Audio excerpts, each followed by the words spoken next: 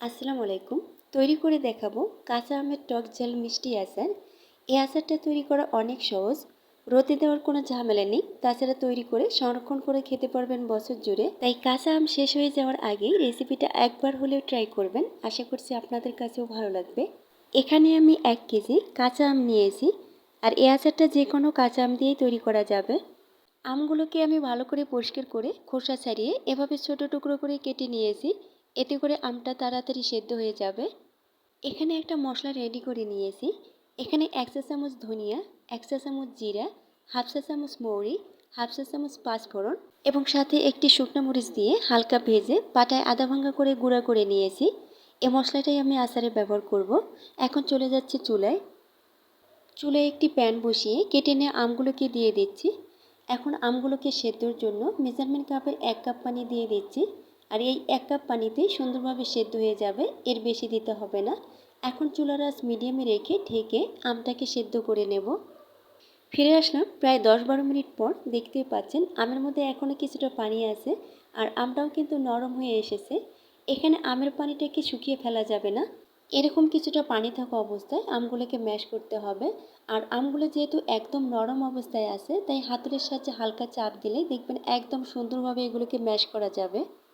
দেখতেই পাচ্ছেন অল্প সময়ের মধ্যেই আমটাকে সুন্দরভাবে ম্যাশ করে দিয়েছি। এখন এগুলোকে নামিয়ে একটা পাত্রে ঢেলে আচারটা তৈরি করে নেব। চুলায় প্যান বসিয়ে প্যানটা গরম করে নিয়ে দিয়ে দিচ্ছি হাফ কাপ সরিষার তেল।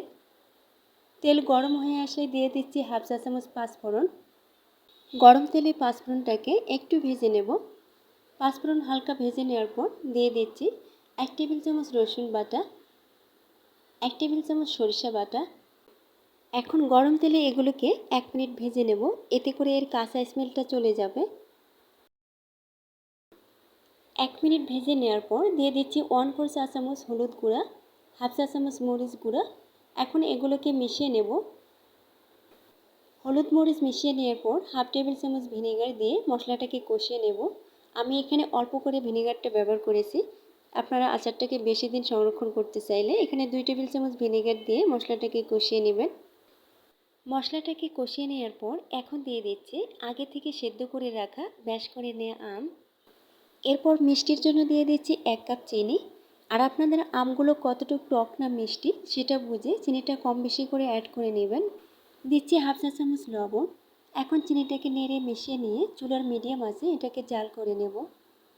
চিনি দেওয়ার পর এটা আরও কিছুটা লিকুইড হয়ে যাবে, তো পানিটা টেনে আসা পর্যন্ত এটাকে নেড়ে চেড়ে জাল করতে হবে।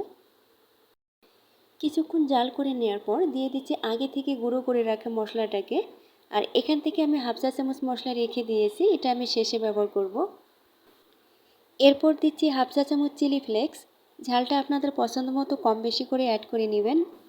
আচারটা এখন অনেকটাই ঘন হয়ে এসেছে। এখন এটাকে অনবরত নেড়ে জাল করতে হবে, তা না হলে নিচে পুড়ে যাবে। দেখতেই পাচ্ছেন আচারের কালারটা চেঞ্জ হয়েছে আর প্যানের গা ছেড়ে দিয়েছে। আচারটা সহজেই প্যান থেকে উঠে আসছে।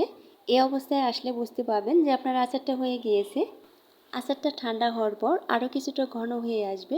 আর যারা আচারটা লিকুইড খেতে পছন্দ করেন তারা আরও কিছুটা লিকুইড থাকা অবস্থায় আচারটাকে নামিয়ে নেবেন, তাহলেই হবে।